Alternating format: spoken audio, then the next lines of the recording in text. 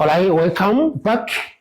Having introduced ourselves in the previous video, but the link down here where we had the issues about the direct variation, this time around we are taking a further step by looking at the inverse variation. Right, when we say quantities are varying inversely, how do we determine that? So here I'll also give you a good example when we talk of quantities varying inversely, what exactly that it is.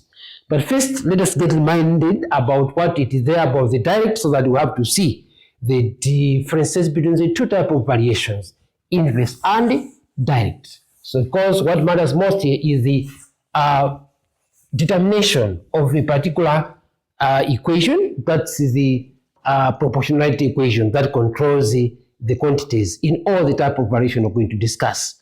So for the direct, we have already seen it. Here, when we talk of, like, say, quantities vary directly, like say x varies directly from our discussion, we say that, say, when x increases, y also what? Increases. Or vice versa, decreases, it decreases. So at the end, you're going to summarize that one by writing x varies directly as y.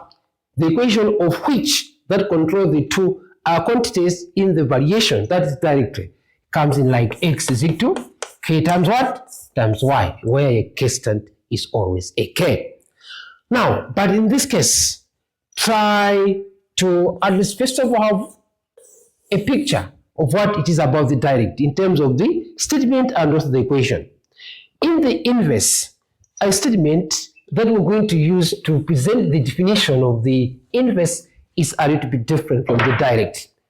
Direct to say as x increases, y increases. But now in the inverse, it's just like the negative. Whereby if x increases, what happens to y? The y decreases. As quantity of variable x increases, variable y decreases. Or as variable y decreases, it means as variable x decreases, it means variable y what? Increases. So it's just like some the quantities are rating differently. Like that's the kind of change. So in this case, we say x varies inversely as y. One increases, the other decreases. One decreases, the other increases. Right. Let's have a good example. And then thereafter, we generate the equation of which. Let's consider an object in motion, like a car in motion. When an object is in motion, there are three quantities which are there under discussion. An object in motion. We'll be talking about what? Speed, time, and the distance. The moment you talk about motion of an object, three quantities are always there under discussion. We talk about speed, time, and distance. So it means these three quantities has to change. Always have to change when something is in motion. Speed changes, time changes, distance also changes. Things like that. So let's now discuss these three quantities in relation to each other, how they can change. So like here, let us try to consider a distance over 100 kilometers.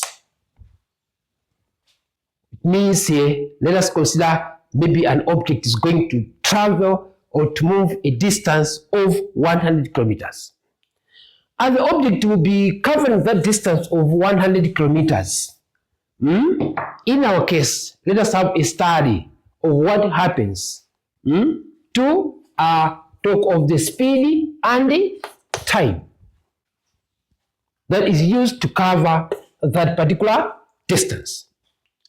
So you're going to see that, say, every time in the normal circumstances, when you are traveling at a higher speed or you're moving at a higher speed, like say in your case you are running, You find the time taken to cover a particular distance will always decrease.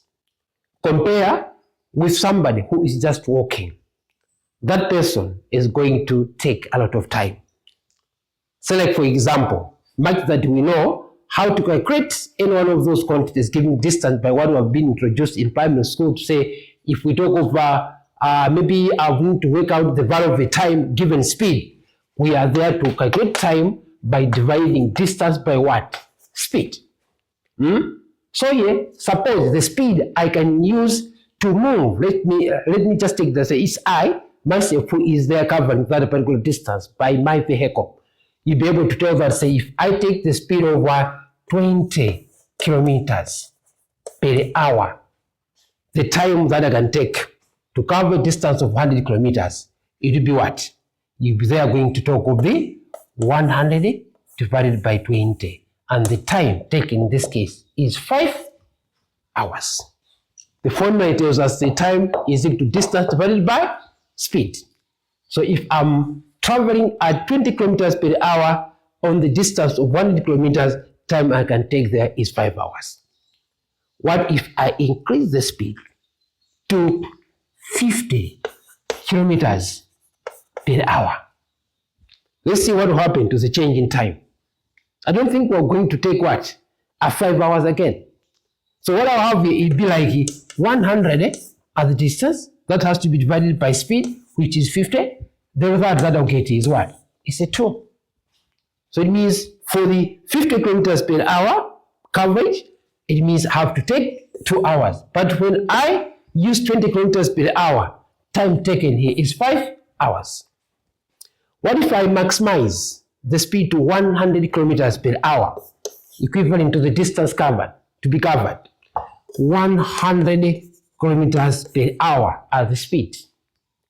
What is the amount of time that is going to be taken to cover that distance? So there you'll be able to also calculate that. By the formula distance over speed, you'll have your distance here as 100 kilometers divided by 100 as the speed. That's 100 kilometers per hour. So what do we have here? What we have there is the value of time. That's 100 getting to 100, that gives us 1 hour. Right. So what we have here is just like now a comparison between S and T. Let's look at the changes that is taking place between the two quantities. Right. You'll be able in the position to see that as S is changing from 20 to 50 to 100, or as speed is increasing from 20 to 50 to 100, it found that here quantity time is decreasing from 5 to 2, then finally a 1. So if we compare these values here and these values here, you'll be in the position to describe something and be able to explain the relationship between S and T. Right, as this increases, that one decreases. So such scenarios are the ones that are discussed as inverse proportions. This one, that is S, is inversely proportional to T, or say S varies inversely as T. As T decreases, it means S increases. As T increases, it means S decreases. That's like vice versa. Right. Now, as we did in the derivative variation, where we composed a formula that is the proportionality equation, we can also have that same formula, which will be regarded as the proportionality equation that is connecting the S and T. So let us now see how will be the nature of this equation as compared to the direct variation. Right, so in this case, if we can represent all these values we have here in order to come up with the formula, if these values can be represented by certain variables, you'll be in the position to see the nature of the equation that can be formed here. Like say for example, throughout, if you can look at this first equation and this second equation, then I also look at the last equation in this discussion, you'll be able to see that these equations are more like similar in their presentation. Right. To come up with these values here, which are all T's, it also take us to what will happen to, that is what, 100, that is our D, and a 20 defined as S. So similarly here, you'll be talking of a D over S, D over S. So I can see that these equations are just almost the same in the presentation. So as such, if I'm to represent the 100, which is always existing at each and every equation here, by a variable D, I'll be able to see that that D does not change. I use 100 in the first instance. Second, I'm also using 100. And here I'm also using 100. So 100 is just like everywhere in the three equations. So let us now consider that the 100 be represented by a certain variable. And this variable should be a variable that tells us a story. Since 100 is a value that does not change, let us use a variable that defines that one as just like a constant.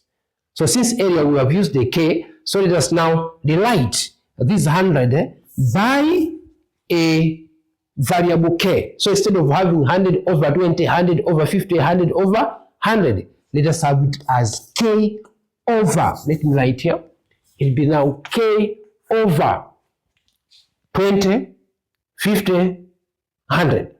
If I look at this denominators, 150 and 20, they're all what?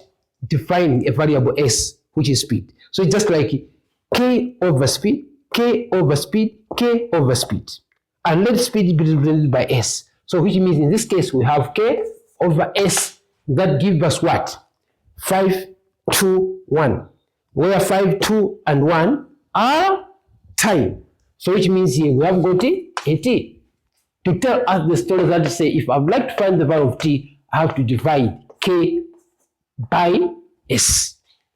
Right. So in this discussion, we can see that this is quite relatively different from what we have had in the direct. In the direct, from that example we had, if we were to still use T and S, then it should be T is equal to what? KS. So this is about direct variation, but this is telling us something whereby the changes are inverse. So this one is inverse. Right. So here, quantity T and S are varying inversely with each other, but here if we are using the same T and S, it means in this presentation, it means T and S are varying what? Directly. Where K, in this case, they are both what? Constants. So try at least to have a comparison between the what? Variation.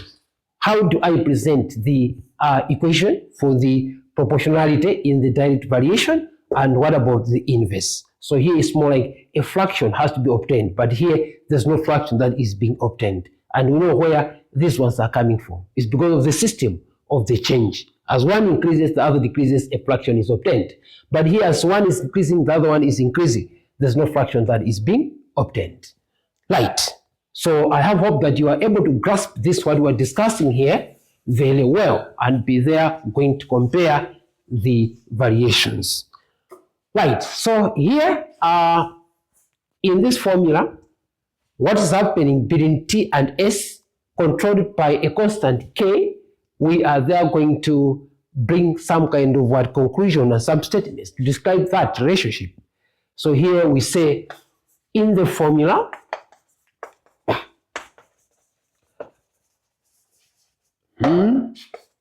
T is equal to K over S. We say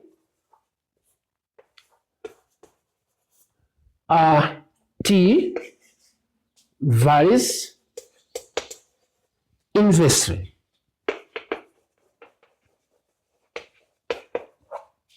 As what? S. Where K is a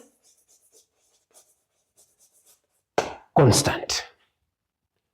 Or not, you can bring a different statement here as to say, so here I write the statement in different with different words to say, as we say K varies inversely as S, where K is a constant, you can also say that say K is not K, but now we talk of T. Here lighted T. T varies inversely as S, where K is a constant, or you can have to say T is inversely proportional to what? S. Where K is a constant. K is a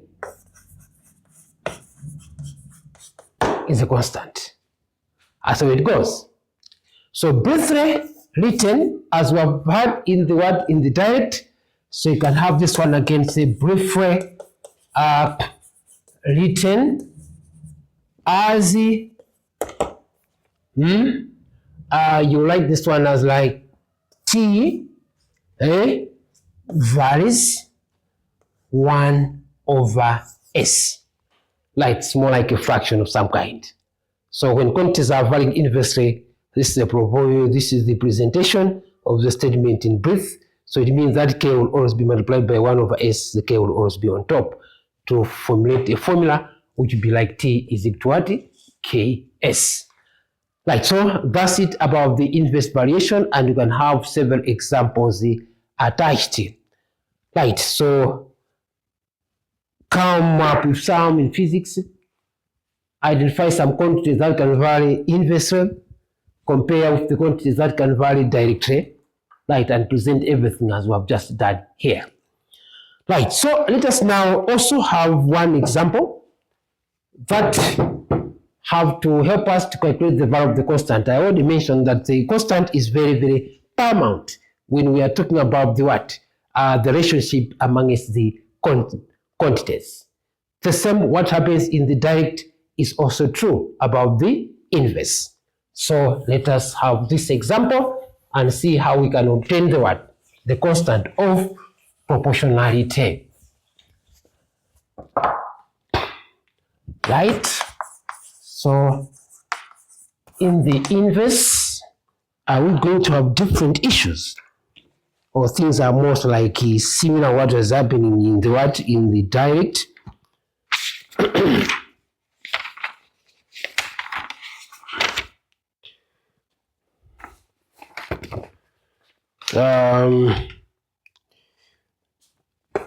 Let's say if P, let's say varies inversely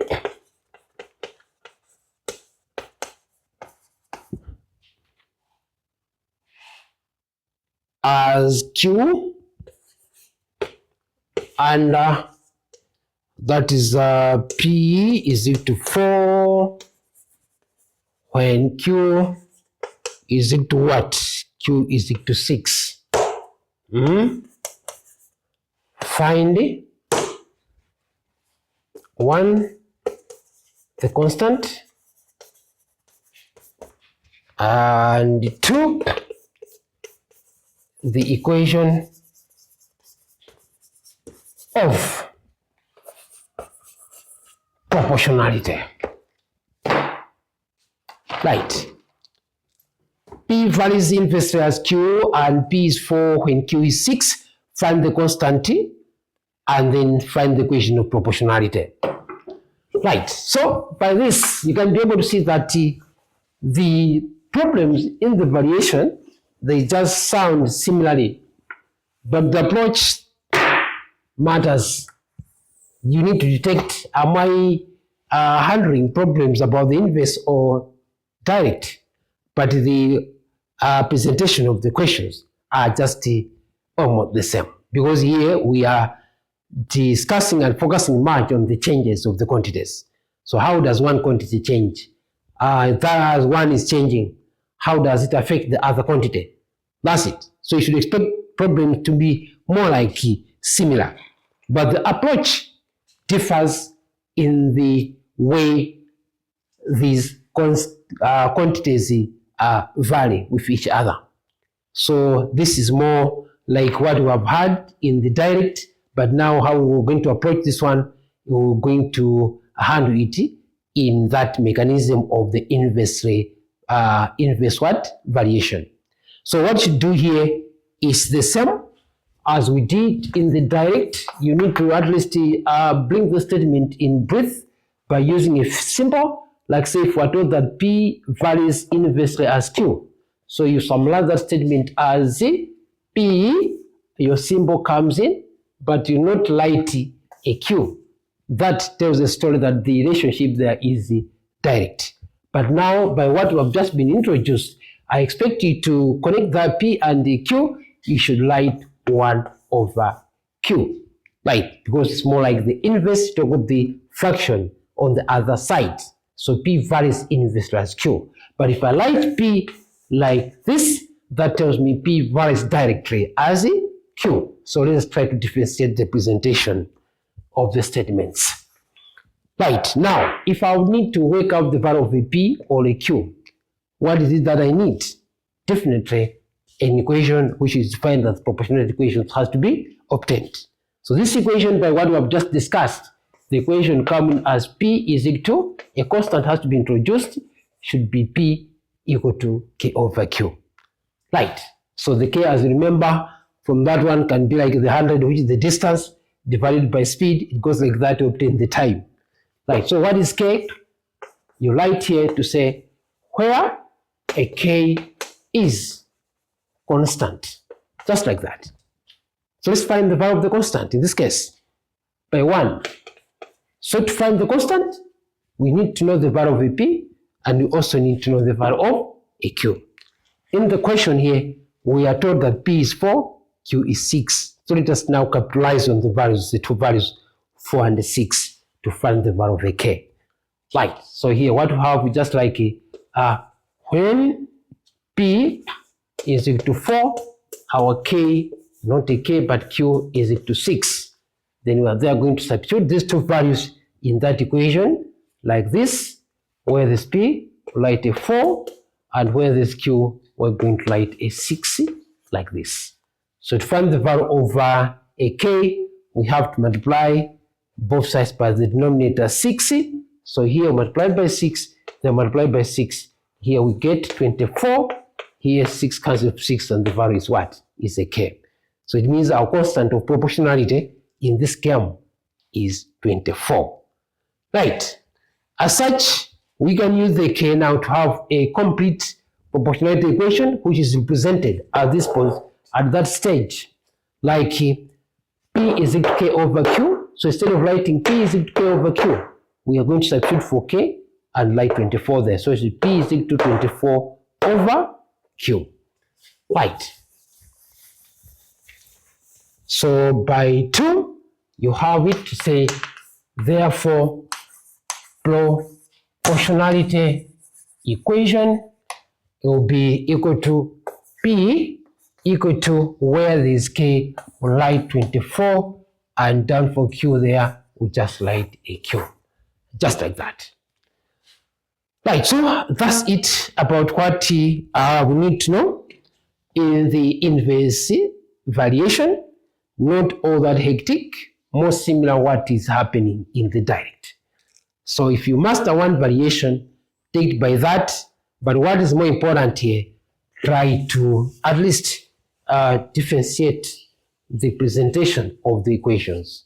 How do we present the equation of the direct, proportionality equation of the direct, and then how do we present the proportionality equation of the inverse? Right, so that's it is about this. So here we have worked on the value of the constant as 24 and proportionality equation as P is equal to 24 over Q. What I need you to do now, I'll just give an exercise whereby I want you to try, by what we have done in the direct, to find more like an exercise for you. Find 1 P when Q is equal to 81, and then here Number 2, find the Q when P is equal to 36. So this is just like your exercise, find P when Q is 81 and find Q when P is 36. Right, so you have to use this proportionality equation. Right, so I hope you do it. Today in this video, let us stop here. Right, in the next video, what we do, we'll have some applied problems in the real life situation that will help us at least to understand more about the inverse variation. To say like now, the knowledge of the inverse variation, can it be applied anywhere else? Like what has happened in the direct variation, we've seen that the knowledge of which is applied in what? In physics, where we're looking at the what?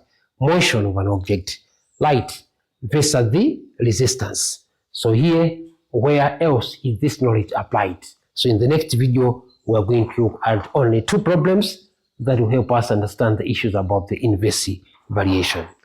Otherwise, I wish you all the best as you are revising, but don't forget about what we have already done in the other topics. Keep on revising using the link that is down here. So that by the time we close our chapter, that is we have covered the whole syllabus in book 3, you should be in the position to have enough knowledge that you use to answer the problems in exam. Thank you very much.